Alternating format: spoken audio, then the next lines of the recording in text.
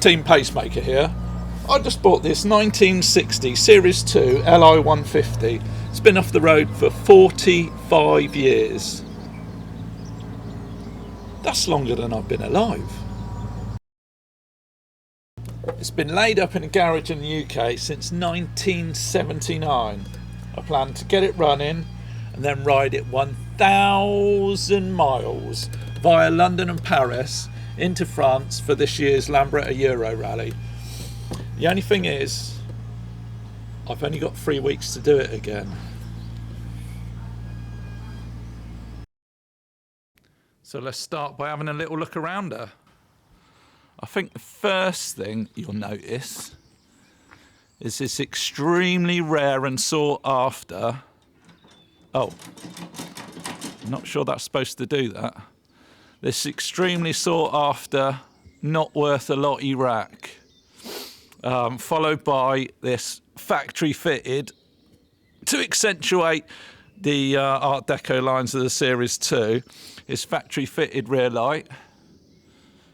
Quality with a capital K. Both these items are way too rare to use on the road. I mean, you just wouldn't. It's just, the risk of damaging them is too great. So they're going to go in my rare accessories and parts cabinet.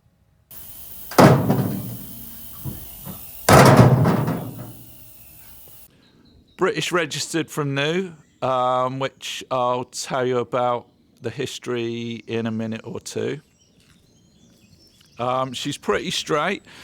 Oh, there's that. I've no idea.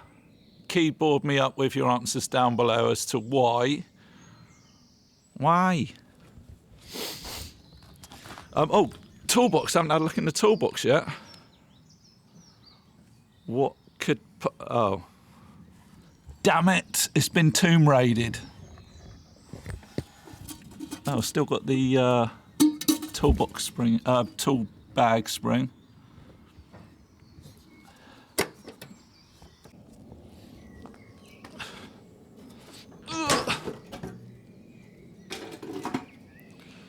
Everything looks present and correct. Oh, no. I think we both know what's gone on here. The dust cap's missing from the flywheel and the cowling's out on by one bolt. So I'm guessing there's not going to be a spark and someone's been in there messing about with the points trying to get it to run. So that, I think, is going to be our problem there. Paint looks good under here. Airbox sticker still there. Nice.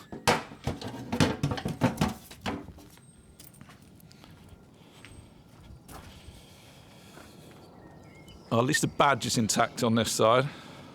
And no hole.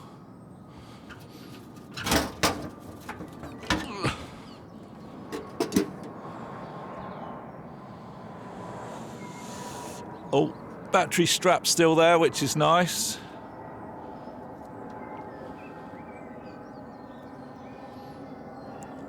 Lovely straight floorboards and solid, surprisingly, for the UK.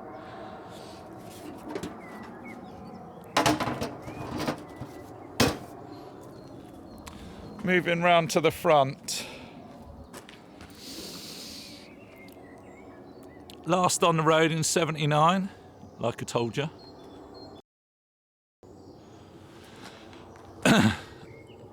Concessionaire's badge. All Series 1s and Series 2s and some of the French LDs were fitted with this badge in the UK. It's usually on this side though, which is weird. Obviously that tax disc was fitted prior to the badge, which is odd. I've never seen it on the right hand side before. Dunno. Real shame about this mudguard. It's got more splits than Strictly Come Dancing. Why do they call it Come Dancing? Anyway, I think I'm gonna try and save it.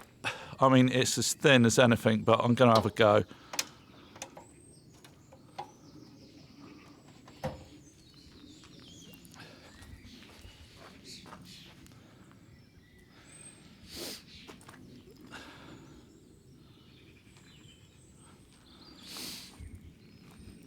Oh yeah, this is Team Pacemaker approved. Whatever gets you through the night, it's all right. Everything seems to work on it. It's just a little bit slow and stiff. A bit like my presenting skills, actually. Front brake still work-ish. Throttle still works-ish. Running in sticker still there. Oh, these are what used to be a leg shield toolbox, a cloth leg shield toolbox.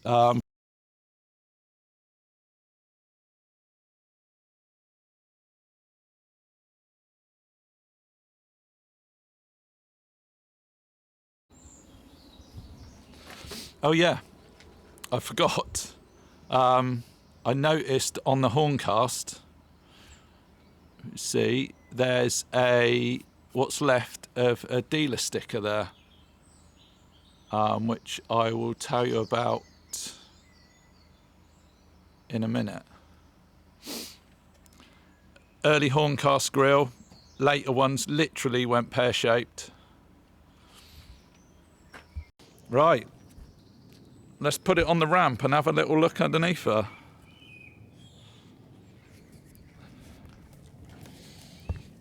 Putting on ramp. Right, she's all on the ramp safely, no harm done. I think the first thing you'll notice under here is she's been fitted with the Series 3 exhaust pipe. No stamping on there, so that's a pattern part from the 70s. Series 2 one must have rotted away. And possibly the next thing you might notice is this funky brake light switch. Lambretta spare parts must have been easy to come by in the 70s. I have no idea. Mind you, if you're a student and got no money, I mean, it's not a bodge if it works. But wow. Oh, rear brake's a bit stiff. She's well oily, which is unusual for a Lambretta. Don't normally leak engine oil too much. I think probably what's happened here is the fuel cap has been leaking and dropping two-stroke oil onto the engine.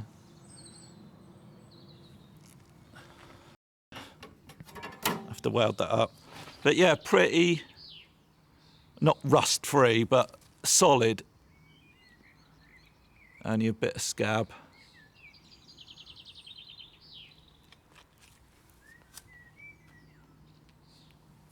Not seized.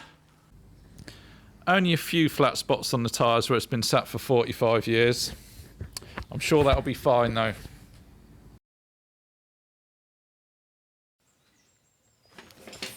Future me here. Sorry, I know there's been enough talking at the beginning of this video already, but before we get stuck into the action and see this scooter start for the first time in 45 years, I need to tell you about the history of it, otherwise the rest of this video is going to make no sense whatsoever. Anyways, when I bought this scooter from the Salisbury area, I was given this bit of paper with it. This bit of paper with it. It's got a photo of two guys sitting on the scooter in a garden in the 1970s. But what most surprised me was the photo was taken in Oxford, because I've been a member of the Oxford Roadrunners for the past nearly 40 years.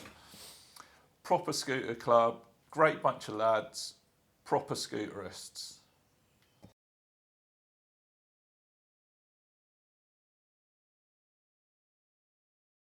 So, long story short, I managed to track down the guy in the photo via the address on a bit of paper. Let's just call him Jeremy, because that's his name. And he was kind enough to send me some more information and the original photos on that bit of paper. So basically, Jeremy, who's riding the scooter there, and his mate Charlie, who's on the back, bought this scooter for a tenner in 1976 to get to college in Oxford and back.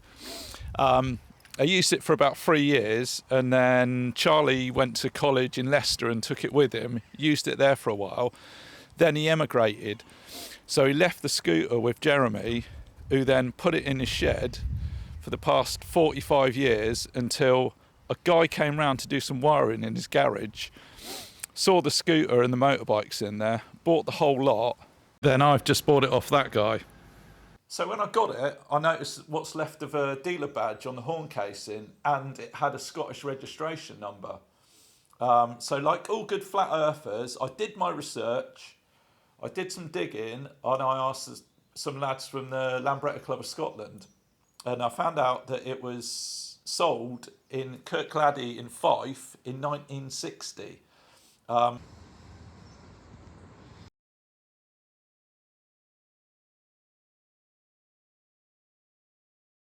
I did write to DVLA, try and find out some more of its history, but they told me they destroyed all the records of it. So how it got from Scotland to Oxford in the mid-70s, we'll probably never know.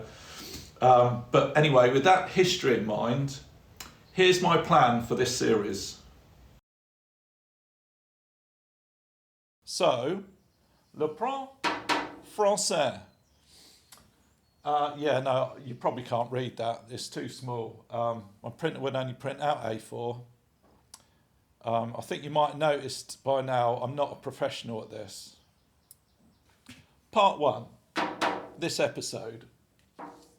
I'm going to attempt to get it to start and ride it 60 miles to Oxford and back to recreate that photo using all the original parts that are on it, spark plug, points, tyres, the lot,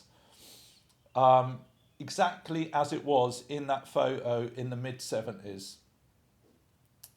The only caveat to that is I can't ride with single seats.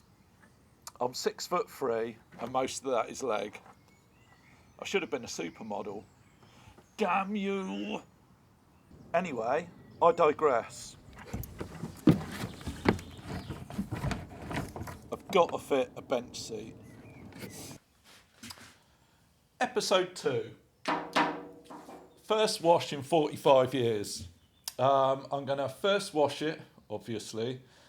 We're going to treat all that oxidisation on the paint and get a lot of that surface rust off. And put something on there to protect it. Weld up some of the splits, straighten some of the dents out. So episode 2 is like the bodywork one. And I know what you're thinking. You're thinking, he's stolen that off a mod scooter on the Isle of Wight in 1987. But which is a very specific thing to be thinking, to be honest. But you'd be wrong anyway. Because I found it. I found it on my 10th floor at the Isle of Wight in 1987 after a particularly heavy night out.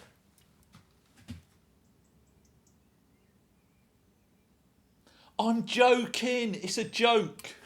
Stealing off of scooters is not Team Pacemaker recommended. Part 3. The rebuild. I'm going to strip the engine.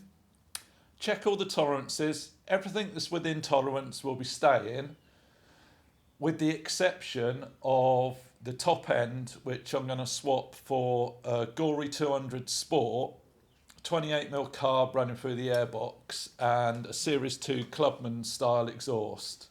And change the gearing and the clutch plates. Well, you didn't think I'd be riding 1,000 miles on a 152 stroke that's been sat for 45 years, did you? The oil seals would be harder than a gang of 1980s skinhead girls. but just to smoking. The wheel bearing grease will be crustier and drier than a scooter boy's undercrackers after a bank holiday weekend. I'm sure it'd make entertaining viewing to see me break down every 50 miles and replace parts by the side of the road, but I'm not down with that. I need to get there by Friday night to have a few beers, so I think it'd be prudent to replace all the worn parts now rather than by the side of the road. And episode 4, the trip. 1,000 miles and back to Neuve-Manicourt for the Lambretta Euro 2024. I'm a poet, and I didn't even realise that.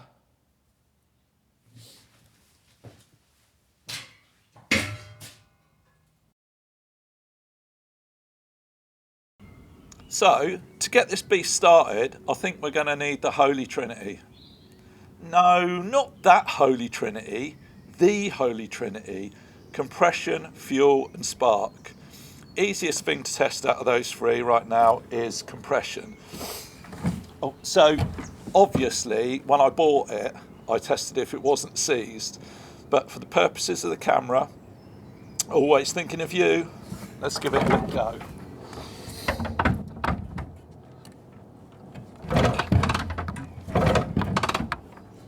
It's a good start.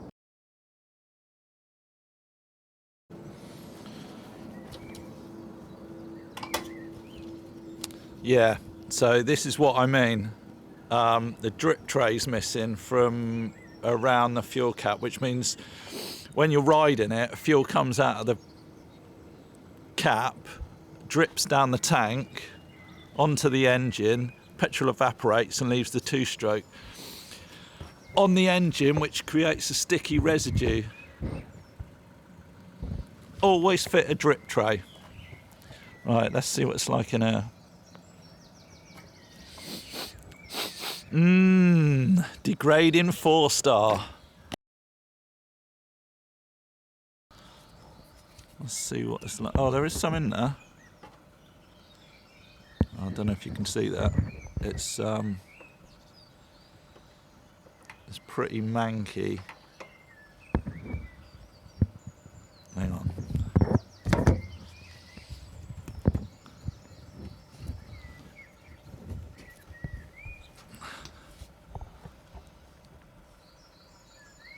Yeah, it's like surface rusty,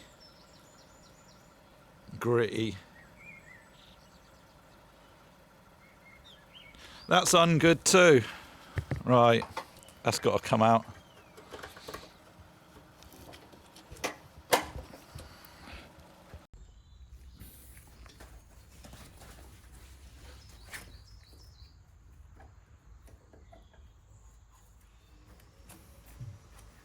Oh.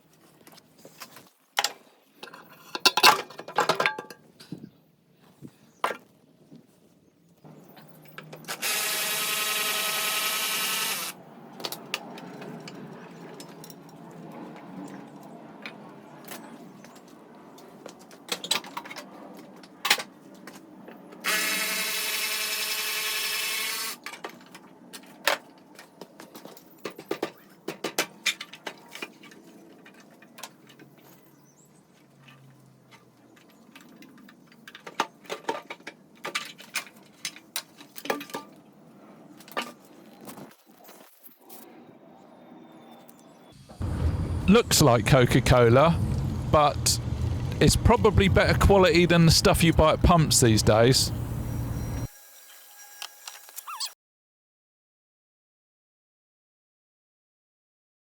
Pepsi Max, Petrol Max.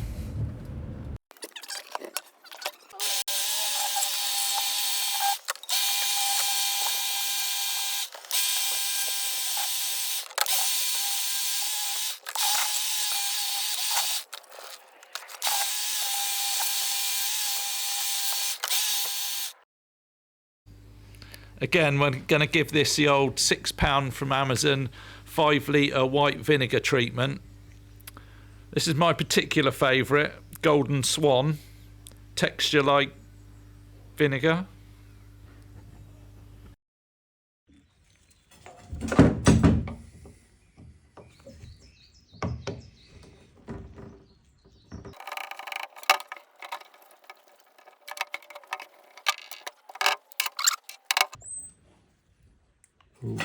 All right, treacle.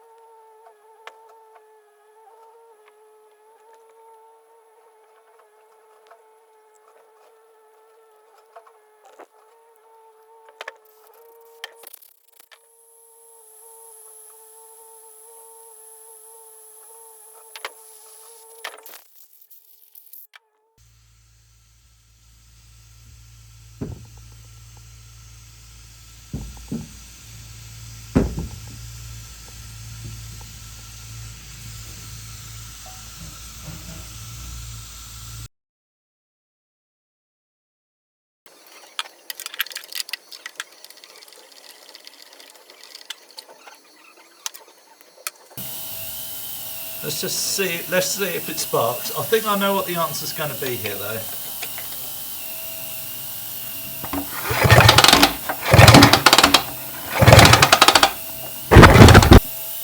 Oops, sorry. Let's try that again.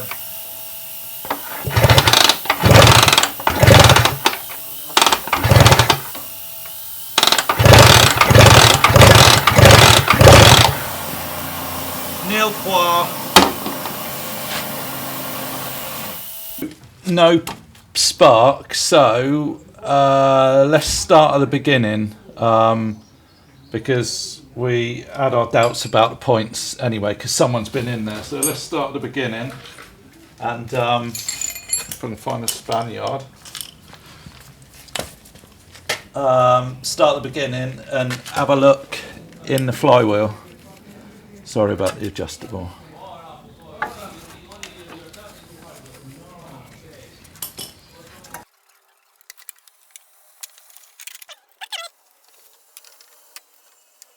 Floorboards off, and I know you can get to the points via these inspection holes, but it looks wow manky in there, so I'm going to whip the flywheel off.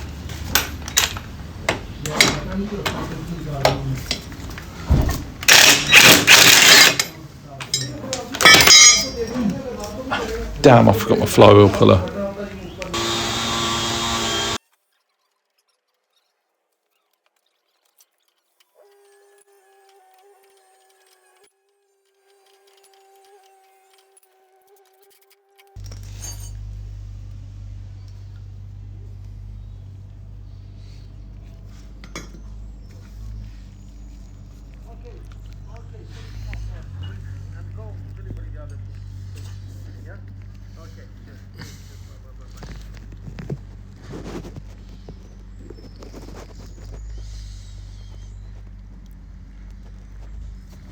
Doesn't look too terrible. Definitely do with a clean-up though. I've just noticed something, and this is why people slag off this two-pole Series 1, Series 2 and early Series 3 electric system. Because if you notice on the mag housing, it's got some really nasty grooves around there, and that is caused by these pins coming out and dragging on the mag housing. That one's missing, that one's bodged, that one's missing, someone's bodged that one up as well. And also these screws come loose and come out and jam the flywheel, and it's generally piss poor, and doesn't create a lot of power really.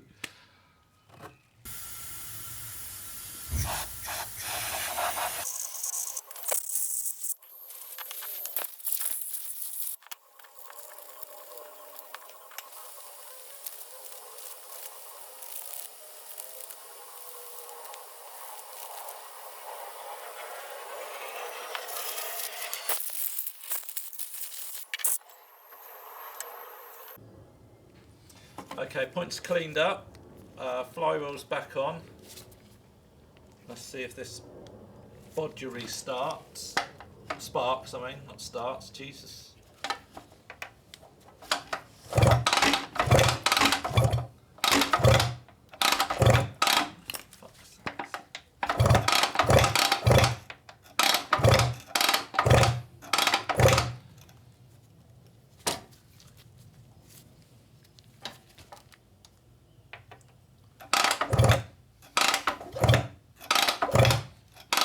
Absolutely sod all. Right, okay. Right, I don't want to get all high tech on you, but I've got the big guns out, and this should tell me if it's sparking at the points.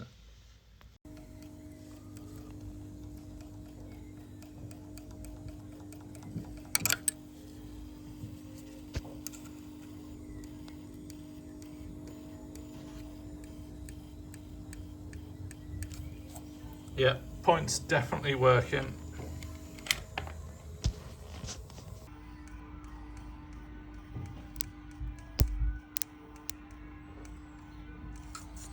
Looks like we're getting power out of the stator to the coil as well. Which leads me to believe it's the bloody coil that's at fault.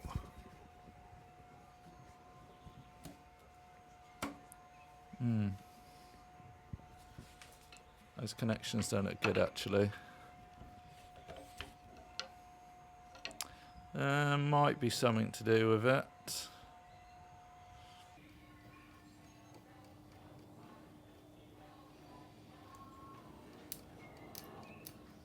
Right, so there is power at the coil.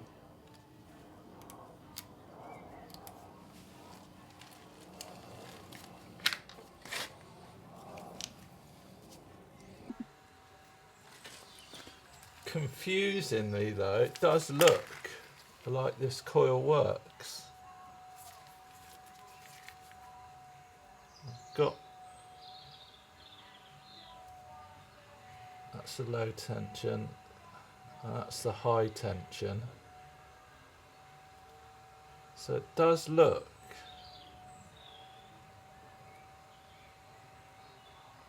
like it works. Okay, let's test this HT lead.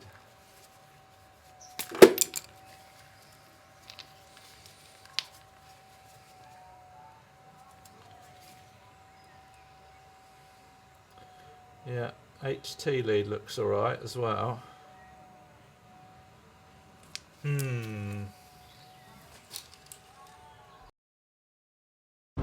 Right, 3 coils, 2 earth wires and 1 hissy fit later. I've put the original coil back on and let's give it a go.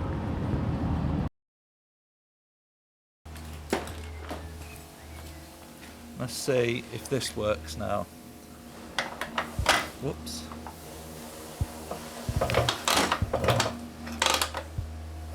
Ah, you fuck! Ah, you bugger. Yep, that's working. Damn it.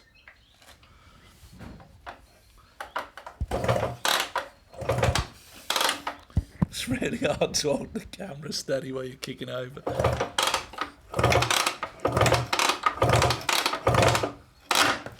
Little sod. End of day 1.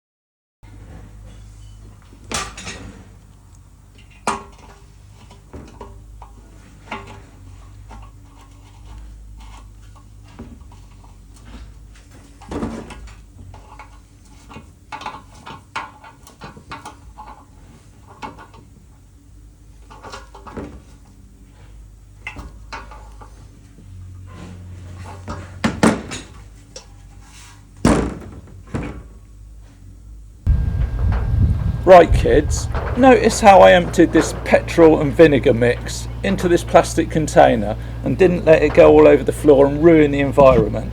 Because I'm all about the environment, me. Now some YouTubers, as soon as the cameras are turned off, would probably tip this in their next door neighbour's soakaway. But not me. Just call me Eco Mark. Anyway, the tank's all cleaned out now, fuel tap's on, so let's fit it and see if we can start her up.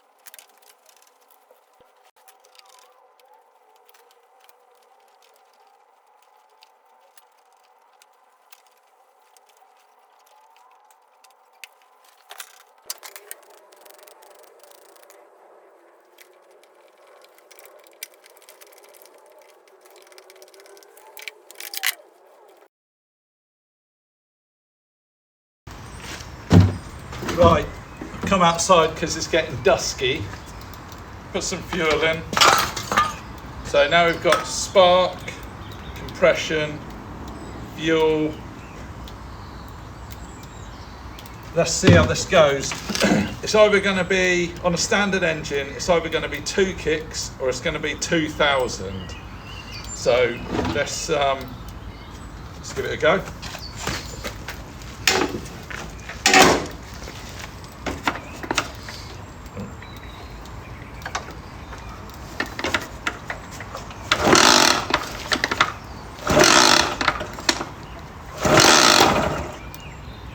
Well, maybe 3.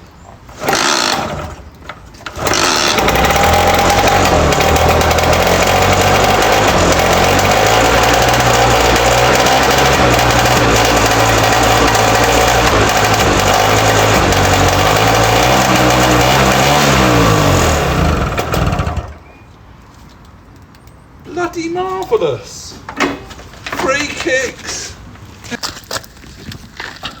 I did just notice this though. Yeah, I don't think that's going to help. So we'll just open that up a little.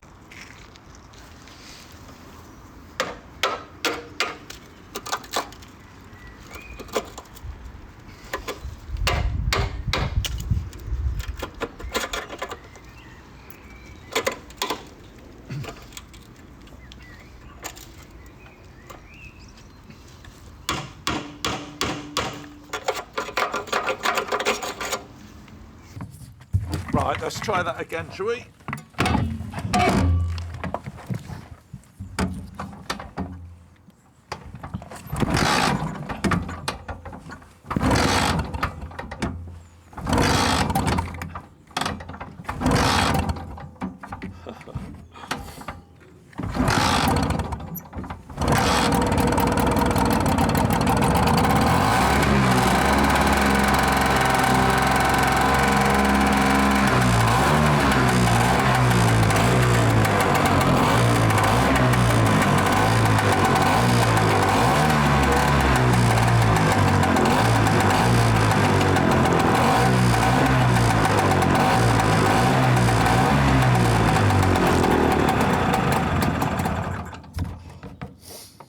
"45 years, first start."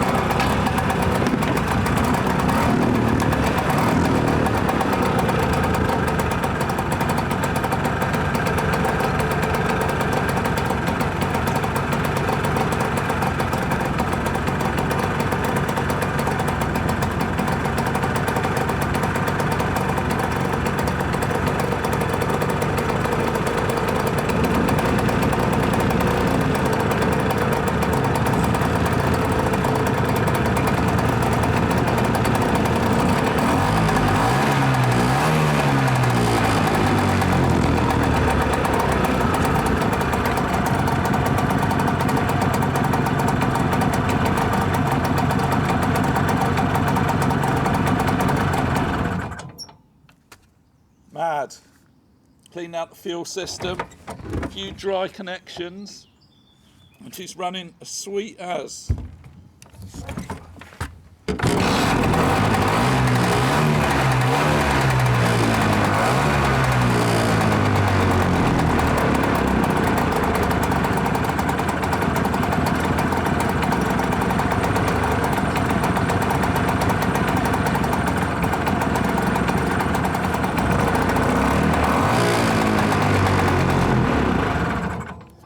Mental.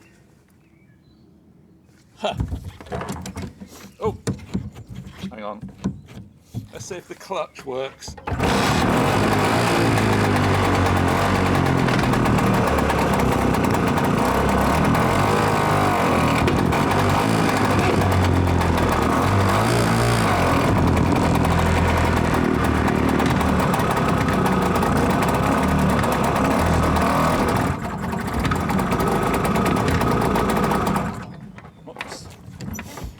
Clutch works, all the gears sorted. Horn.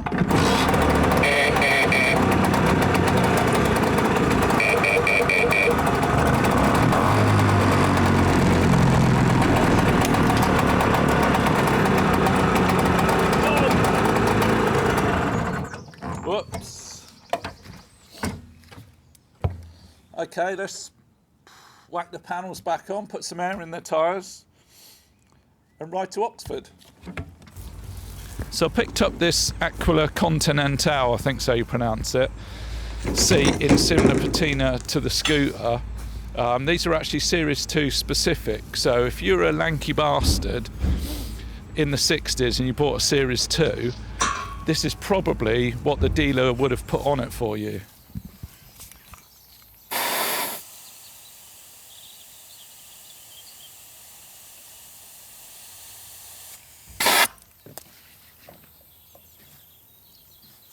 Well, they seem to hold air, which is great.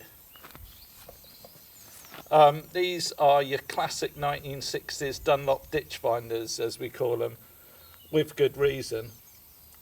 And I know riding on 50-year-old tyres isn't the best idea in the world, but well, I'm not stupid, you know, just completely reckless. And as someone once said, dangerous. But as long as we stick to the B roads and I keep checking them, I'm sure it'll be fine. I mean, they don't actually look in that bad a condition, although time will tell. I suppose you better do a quick check of the gearbox oil.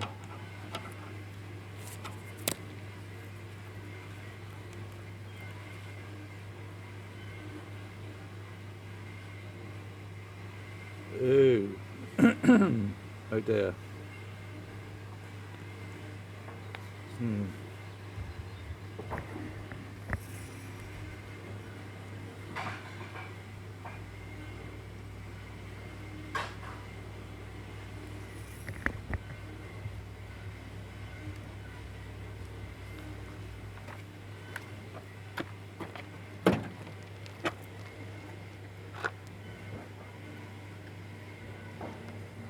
Oh, there is actually some in there that is actually oil.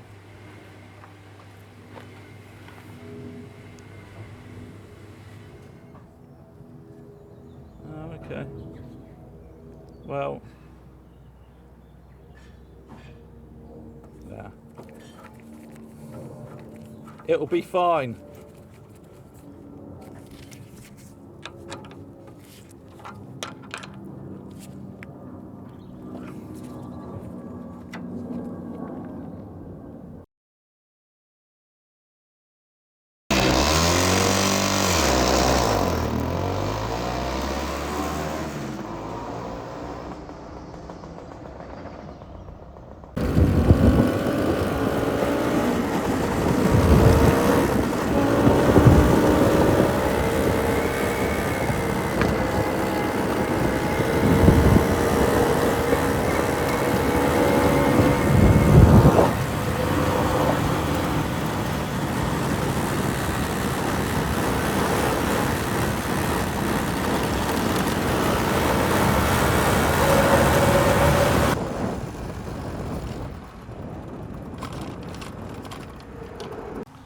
Okay, this stretch of road is what's known locally as the 13 Bends of Death.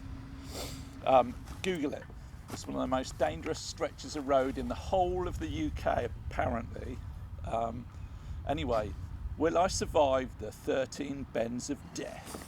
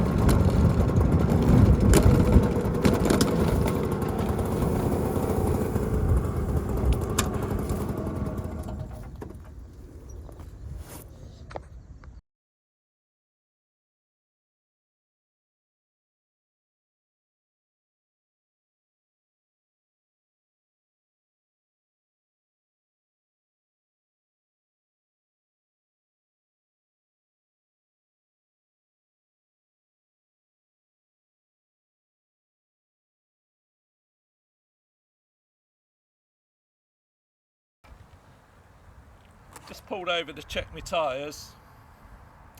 Yep, they're definitely still there.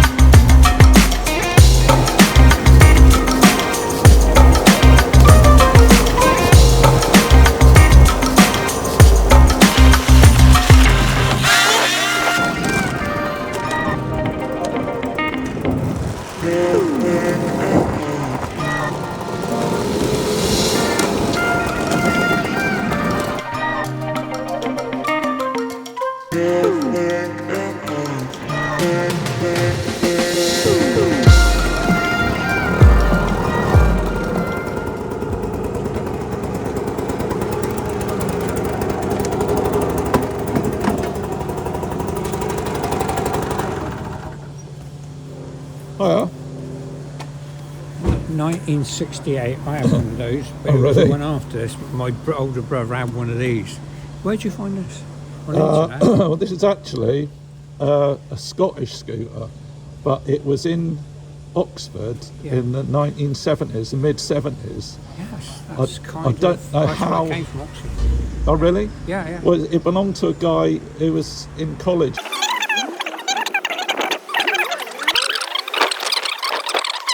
Give them a bit more thing. Well, they call this is a Series 2. So the Yeah. Series 3s were a lot slimmer. They were called the Slim Style model. Yeah. Right, and like 150 or something like that, SX200. I've got both, yeah, as well, yeah. Yeah, yourself.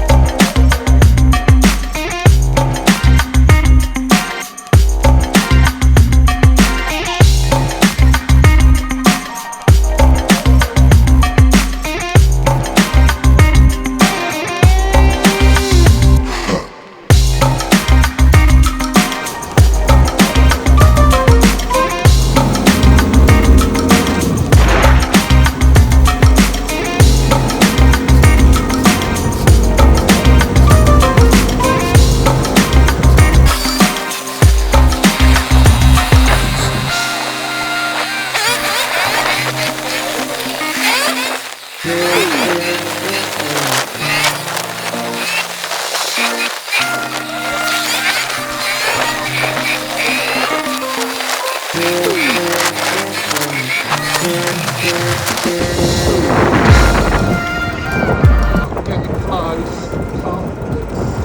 There's 380.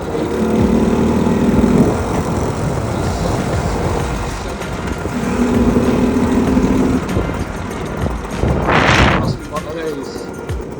Oh, 360. Oh yeah, there it is. 360.